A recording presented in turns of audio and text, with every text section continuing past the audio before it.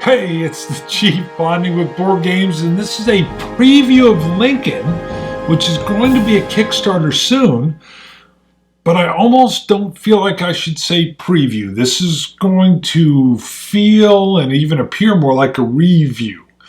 And I everything I've got here feels like full production copies, so I can't promise that. When you go in and look at the components, there may be something spruced up or stretch goals or whatever, but it sure feels like a complete package ready to go.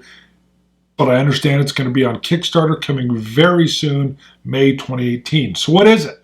Well, Civil War strategic level, but not what you would think of strategic level. I'm going to dive into that a little bit later and as we're playing, but I'll tell you it's a deck destructing type of game. The Union hand will get better over a maximum of 3 shuffles, and the Confederate player's deck will get worse over 3 shuffles. Yes, only 3 shuffles. And what you're really kind of simulating here is more of the strategic angst, the strategic struggle of the entire Civil War start to finish. The blockade's in. They include a Europe track, which is in, which Mr. Wallace even says this isn't possible. We had to keep the Union honest. So the South has a chance to win with the Europe coming in and saying, hey, we're going to recognize the South. But it's tight. It's fast. Your turns are fast. The game's fast. Crazy tough decisions. Let's go in. I'll show you, and then we'll come out. I'll talk about it. All right. First, you're going to notice that this is a very, very simple board. And you're kind of like, this is it? I'm calling it clean and lean. You notice there's not too many counters, but this is what you have. You can't put out more units than what you have, and so that's part of the restriction. You also have, they're just off screen, 2 decks. This is really the heart of the game, and you only shuffle these 3 times, adding in sets of cards as you shuffle. The Union gets stronger as it goes, mostly in generals and supplies. The Confederacy will get weaker. They actually have some cards that go into their deck that do nothing. So the board. You can see the blue is where the Union controls. These areas here allow for movement and connection to Washington for the Union, but they can't be moved into or occupied by the Confederacy. You can see we have Richmond here, we have Washington here. We have a blockade track, more on that in a bit. We have a European recognition track. Martin Wallace flat out says in his victory conditions, this isn't realistically, Europe would not have recognized the Confederacy due to the slavery issue, but it keeps the Union honest. We have ports, port cities, there's some port movement, and then there's all these connections to the cities or rails, and each city has, we'll zoom in a bit, but you'll see there's a dividing line down the middle. So, I've got it set up. Let me cover victory conditions, because I'm going to talk about some of that in the board before we get into the cards. So in order to win, there's an automatic victory if the Confederacy can occupy Washington. That's both sides. It's an auto win. Also, an auto win if the Europe recognition track gets down to this spot. That ends up showing a victory. There's some ways to do that, which I'll cover in a bit. This blockade track will limit the number of cards that the Confederacy will have in their hand. They start with 5, Union starts with 6, so it can reduce it down to 4, down to 3, and there's victory points associated with getting this done and in taking certain cities. So why are victory points important? Because the Union has to keep getting victory points. If they exhaust their first deck and they haven't gotten 2 victory points, they lose. It's over. They then grab their level 1 cards. You'll see it's got this little 1 symbol on the side. They'll shuffle these in and they work their deck again. If by the next or the second reshuffle with those cards in, they don't get 5 victory points, it's over. They've lost. When they do shuffle, assume they made the 5, they're going to add in their second I don't know, there's like 7 cards in there, set of cards. They shuffle. This will be the last time they shuffle. When that deck exhausts, now that all the cards are in, if they haven't reached 12 victory points by the time they've exhausted their deck, Confederacy wins. There are no victory points in relation to the Confederacy at all. They're just holding on. So what happens is you've got the Union pushing and trying to run up this blockade track, and then the Confederacy's falling back, but then slicing back in and taking back certain cities with victory point locations. And it is a rough and difficult struggle. It's amazing how rough it is. But let me zoom in and show you a couple of these spaces. I'll kind of zoom in on these so you can get a feel of what I'm talking about as far as movement, victory points, and how the actions that you take with these cards work. Then I'll walk you through these cards and kind of show you the different actions you can take in gameplay. All right, I zoomed in on Atlanta. You'll notice that the 2 victory point hexagon, it's oriented toward the Union player. You can see how there's a dividing line down the center, and the rail lines intentionally come in from different angles. When you're tracing your supply, the supply track has to have, for the Union, you got to be able to trace back to Washington, and the Confederacies have to trace back to either Richmond or Atlanta. So maintaining your supply routes is key, and what will occasionally happen is, if I have a unit here, I've got supply through this area, and it might even be contested, the Confederacy's on one side and the Union on the other. This rail junction would be blocked as you move up the line, but this one would still be open. And I'll get into combat and things in a second. So Richmond, the capital of the Confederacy, a few things going on. You can see all the rail connections are in the upper half. That means if the Union were to come into this location from one of these rail junctions, there's always an option for the Confederacy or whoever's defending. They can retreat, they can withdraw and come back to the back half. If they did that, they're breaking their lines of supply, and that can make conflicts over a territory extremely tense. It would mean they wouldn't want to retreat as soon as they're attacked in Richmond. Not only for, for the supply issue, it's also their capital.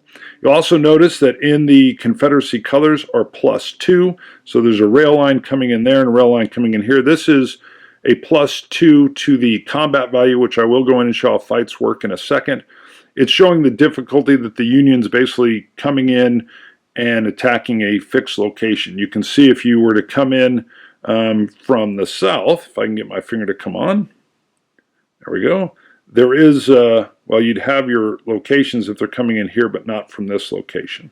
And Washington, for example, has a big +4 for the Union. They had tons of forts and things up in that location. Let me slide just slightly over here, and you're going to see this little tiny area here is a port. This means that the Union can come down with their ships, and they can actually do an amphibious attack. And again, in order to defend against that, they'll have a +2. So you can see these little markers that come around. By the way, just up here, let me come on up. You can see Fredericksburg has a +1 for the Union victory points if they can slide in and take it. Let me slide up. So here you can see Washington with its +4, +2 if they were coming around the other side. Again, you can see there's 2 halves. Another little nice point is you can see where they geographically place Washington on the physical map. Everything was so tight here, they've got these little shaded cones that show you. That's not any part of gameplay, it's just a real nice touch geographically. But you can see your rail connections and how they slide around, and the importance of your movement, both withdrawing or preparing to attack. So at the beginning of the game, the tokens will start in those locations. There are cards that I'll show in a second that will move this European political marker up for the Union or down towards the immediate victory for the Confederacy but these also move based on units lost in combat. And that is huge, and I'll explain more on that later, but let me concentrate on the blockade. So as you successfully move the counter down, you can see this is representing the hand size that the Confederacy has.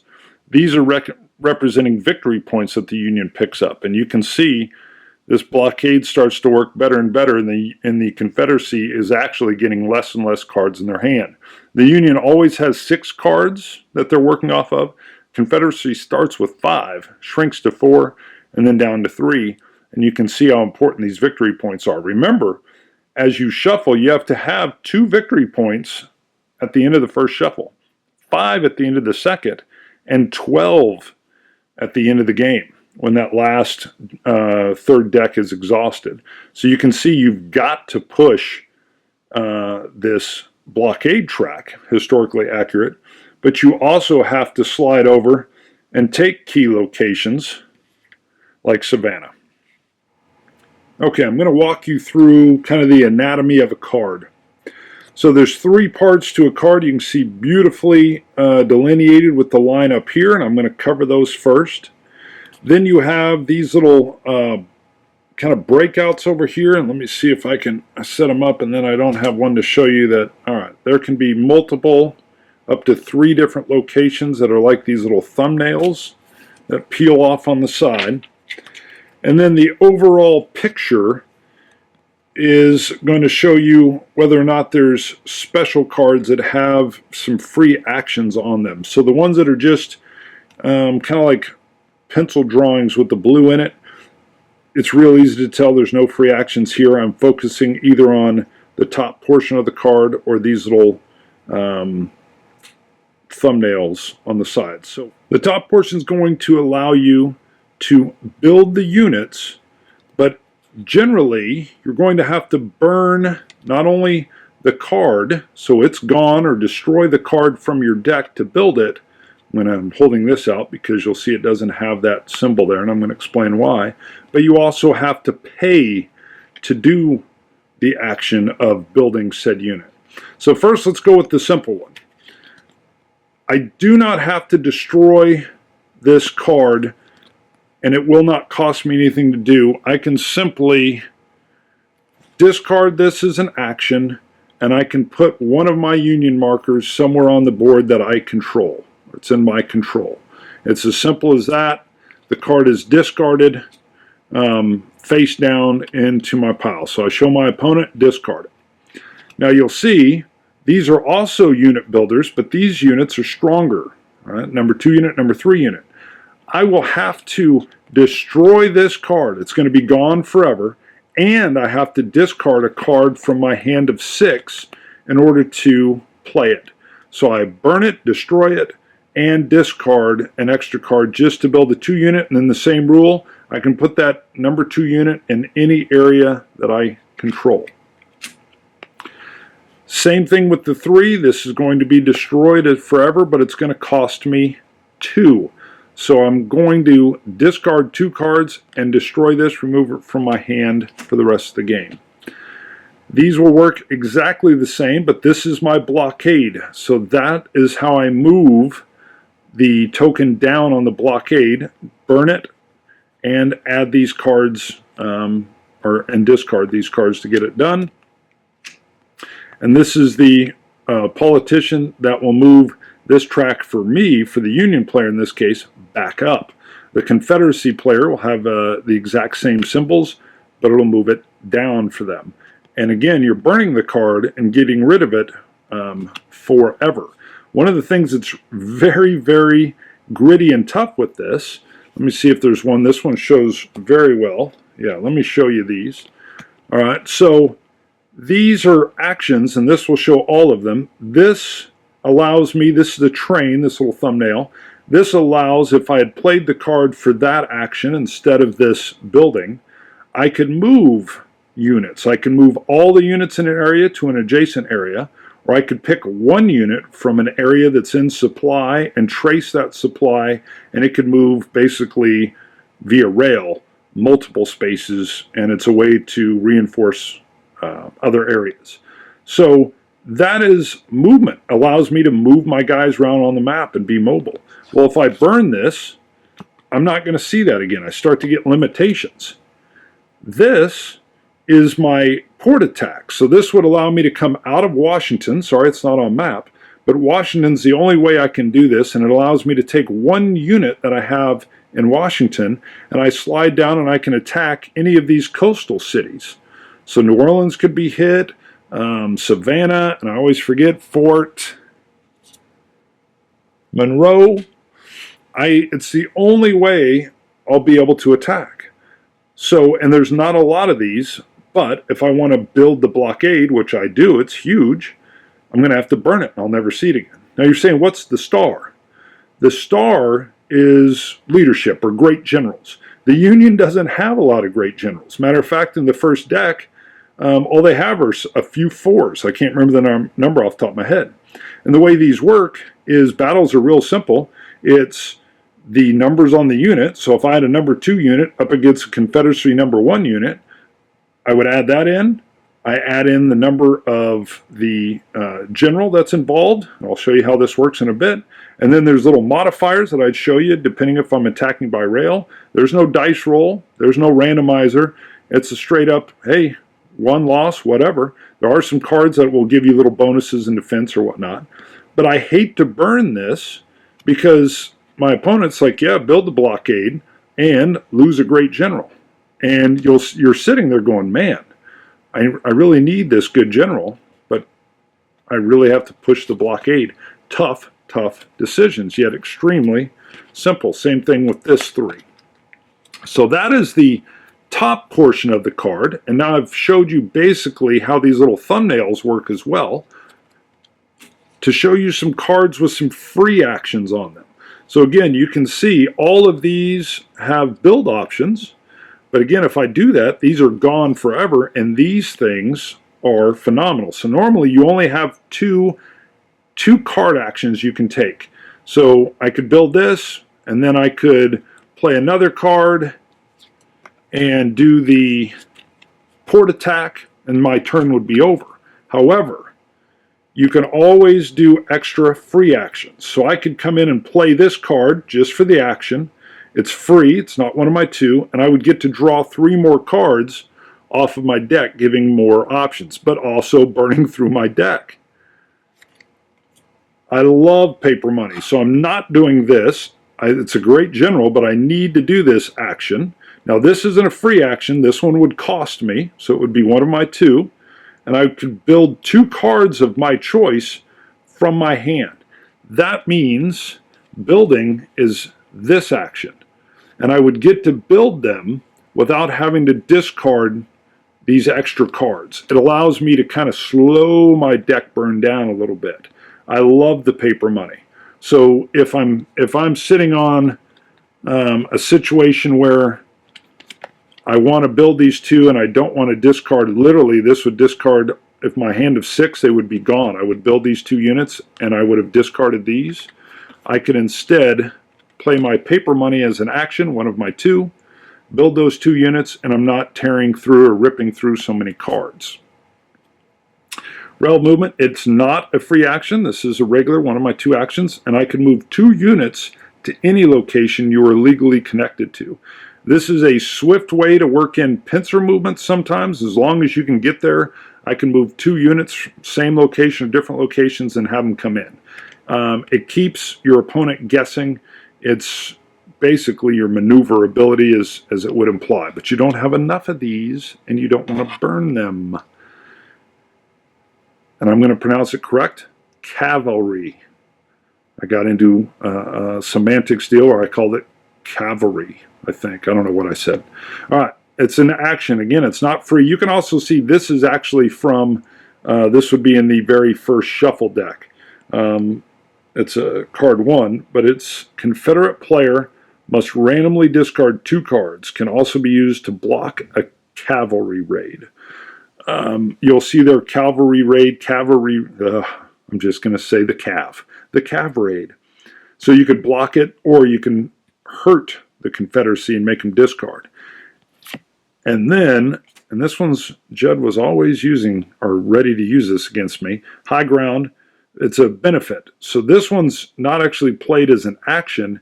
You play it before leaders. Leaders, again, are the stars. I'll show you in combat. You're going to play before leaders have been revealed, and then you're going to add 2 to your total on your defense as long as you're the defender. Oh my goodness. The Union really is always cutting it close with its victories, and suddenly this card comes in, adds 2. You thought you had it figured out. Okay, the max he could have would be a 5-star general, 5-point general, sorry. I've got the numbers to win this no matter what based on his pure numbers. Whoops, he's got high ground. He just got a +2. And then you're like, great, I've lost the battle. He's gone up on the European track, and I didn't get the victory points that I desperately needed. So that's the basis of the cards. I'll show you the Confederacy. You're going to have this different artwork here, and you're going to see, so this card doesn't have any building going on at all, but it's got this phenomenal general, and it's no free action. So you can see it's this bare bones Confederacy battle group here, but it's only good for battle. Where did I get it? Make sure I don't confuse these. And you can see, like down here, where's that Confederacy card? Just so you can tell the difference. So you can see how these visibly are just different at the bottom. Get rid of that so I don't mix it up. So I'm going to just move through and I'll show you. They've got, I can't remember the exact number, a lot more 5-star generals. 5-star, keep saying that. Okay, we'll stick with it. There's your high ground. You got reinforcements as a special, and this is another one. It's a benefit. So you're going to play before leaders have been revealed, again as a little surprise factor. And then you're going to move one of your units to battle location from one connected location. So it's got to be, again, connected, and here comes that greater maneuverability and flexibility of the Confederacy. So you can see their cards are in a little bit at a disadvantage, but they're almost always on the defense. Here's a special one that's a blockade runner, and they get to draw. It's a free action, draw 3 cards. Let me see if I can slide through. There's just rail movement ones that we've shown. There's the cotton bonds. It's an action, build 2 cards of your choice from your hand. Same kind of thing as paper money. And I think that is it. Here, this is a build action that allows the Confederacy to push that blockade back up. And, oh yeah, fort. Confederacy is the only one that has forts. They have to trash this card, so they're going to get rid of this great cavalry. They've got to discard a card, but they get a fort that's going to show up on a city of their choice, as long as they control it, and it gives them an automatic +3. Just tough to crack. Now, if you can crack it, becomes the forts don't go away. They work for either side. All right, there's another fort, rail movement, high ground, and that is it. So you can see the cards they're really basic, but boy, did Mr. Wallace make the decisions. You play tough. I'm going to get in why you might want a 1 unit, but you may want to save this cav raid, but you need to use it in an upcoming battle. All right, getting into that, let me show you the actions, but that's the cards, and it's amazing how difficult your choices get based on these cards. All right, I want to walk through a battle sequence. So we're in Kentucky with the Federals, Nashville with the Confederates.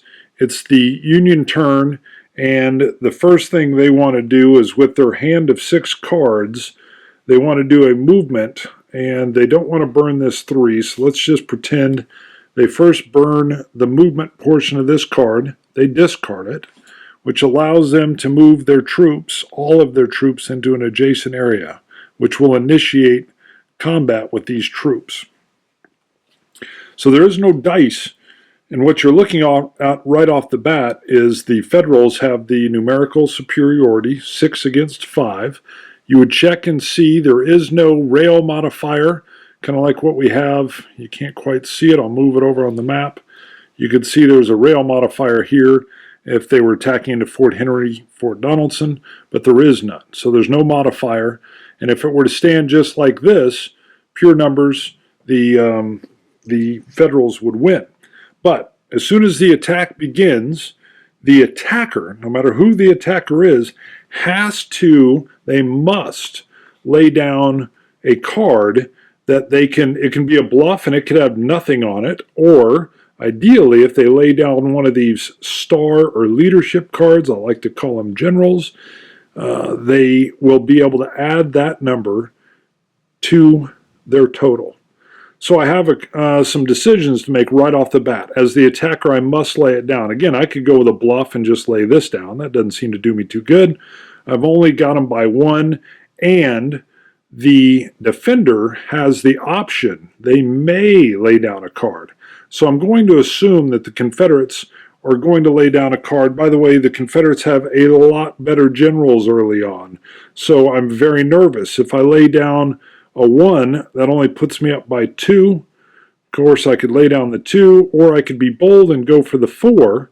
But look what it's got. It's got one of my blockade cards in it. And these are few and far between, and you really need to use them. Second of all, if we go in and he just decides to withdraw, he could withdraw to the second half. So let's pretend that was the case.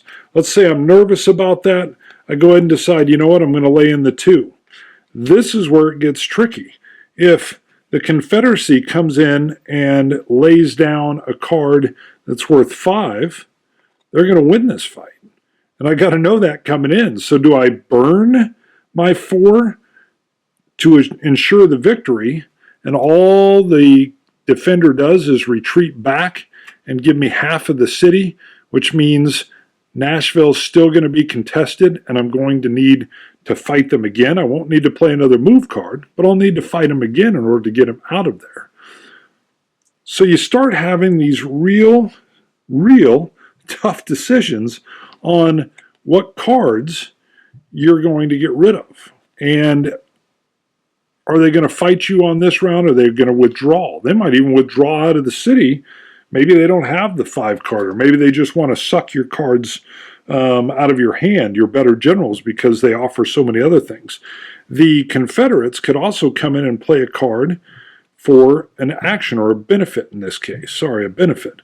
This is high ground, and you can see if they play it before leaders, so they're going to play it before the leaders are revealed, they get to add 2 to their total for the defender. So I could simply play this in as the defender, and I'm already up above the strength, which again is pushing the Federals to maybe throw that number 4-star leadership card in. So you get all these very, very tough and gritty decisions that are just kind of nail-biting. Again, you can see if this is played, it'll be discarded, but the Confederates won't be able to build their 3, but it's got a movement card for them, but it's also got a nice 3-point leader. However, this would be a great time to play said card. We got the high ground. Confederates have a lot of these as well. They were very good, as you know, of picking their ground. So here's the other deal. No matter what happens with the battle, the losers are going to have to half the amount of chits they have. So not the number value, but the number of actual pieces.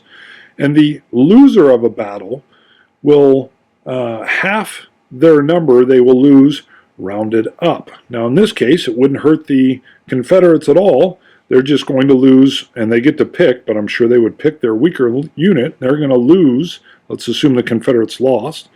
They would lose if they fought half the chips rounded up. Now you could see the winner is here, in this case, this made-up case, and the winner loses half of their pieces, not the number, the pieces, rounded down.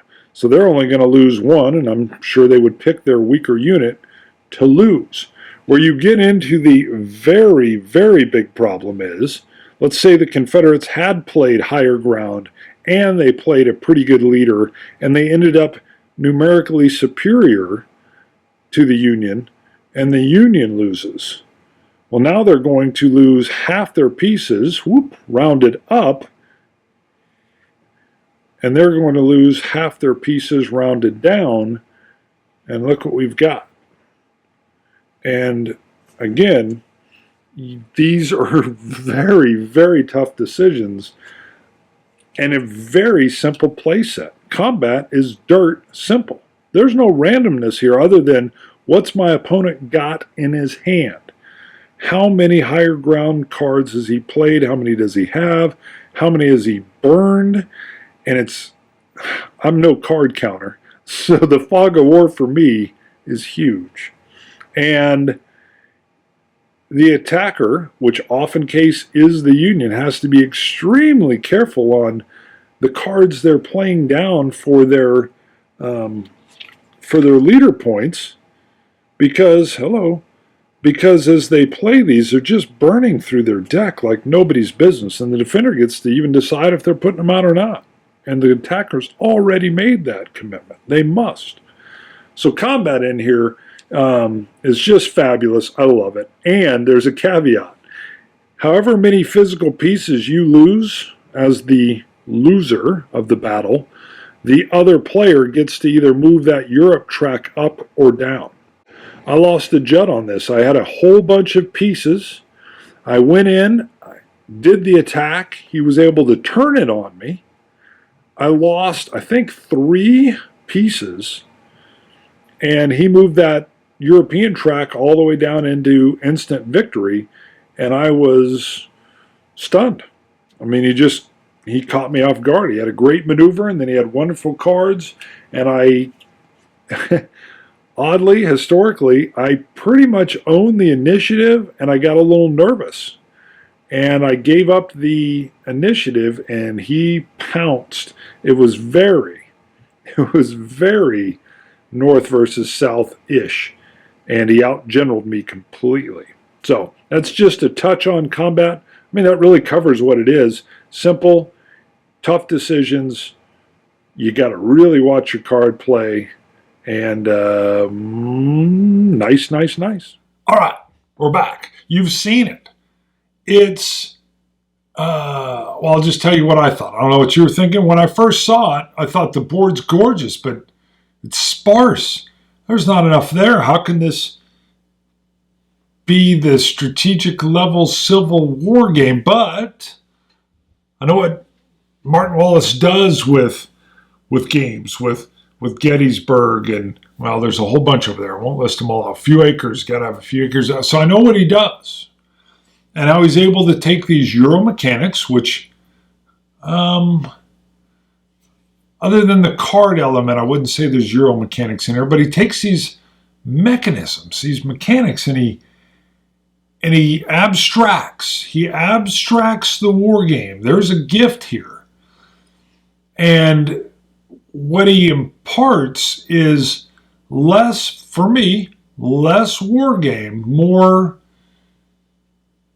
depth of experience. I'm not pigeonholed in to try to do Sherman's March and okay, Lee's more mobile, but you're going to have some mobility to the south. But you're not pigeonholed. You're not pigeonholed here either. But that's less the focus I'm talking about. More of what they even say on here. Lincoln, so the game recreates the pressure under which President Lincoln operated, unaware of the real weakness of his opponent. And when you're the Union player, you do feel this pressure. You're the only one counting victory points. Before you shuffle, make your first shuffle. So not start the game, but you go through your first deck and you go to shuffle. You've got to have 2 victory points. And that's actually a little tough. And then you come to your second shuffle and you got to get 5. And I start to get desperate, and I don't.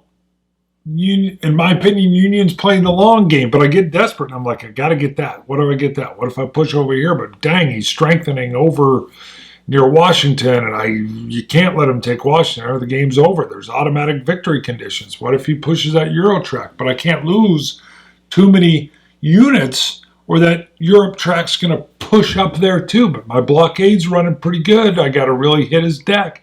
And there's delicious pressure in a very simple and easy to understand game that makes you cringe as you have to pick just 2 cards, maybe 3 if you got a free action, but generally just 2 cards that you've got to go, oh God. And here's where Mr. Wallace is great.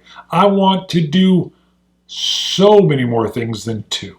So many more. But I got to pick 2. And then the cards themselves are devilish. I need to push the blockade. But if I build and burn this blockade card, that's a number 4 general. The Union doesn't have a lot of number 4 generals coming in, especially early on. I don't want to lose that card. But the blockade's one of the surest ways I can move toward ensuring my victory points and ultimate victory along the way. So I probably got to burn that good general, and he's gone forever. So, all right. Tough decisions, simple play, hard to grok. A lot of thinking after the play, like, oh, Judd and I played. And I don't know what he's got in his hand. And I'm panicked that he's got these 5-star cards. He's got Lee basically in his hand. And I'm scared of Lee. And Grant's pissed because he's saying, quit being afraid of Lee. Just do your thing. And it feels like that. And then the game's over, and Judd got me big time. My son, he's 11, he played. He took Washington and did an immediate victory. I left it not as protected as I should, clearly. I played solo games. When I was first learning, I was doing a bunch of solo games, and I was like, oh my goodness. And I never knew what the draw was for each of the different hands. But I would clearly go, okay, they got this, and I'd make the best of it, set it down, draw it in, play the other side, okay, get the best of it, set it down, draw it in. So there was still a little bit of fog of war. So it even worked really well solo. It was a great way to learn because you get a feel for what's in both decks. So I'm going to part with saying I love this game. This game is kind of exactly where I'm at war game wise. I love the tough decisions, the fun to get into, the abstractness of the history, yet the soul of the history is there, if that makes sense. This is a phenomenal game. Judd says he only planned a couple, maybe 3 purchases this year. This is on it, so he's looking to buy it, even though I've got a copy. He wants to have it. Enough said. Simple, short rule book. You've already seen that. It's a very, very nice package. The display from Plastic Soldier Company, PSC, unbelievable. They've done a good job. Quality's perfect. Gameplay's phenomenal. Chief, I better get out of here. I'll keep bloviating. See you guys later. Bonding with Board Games.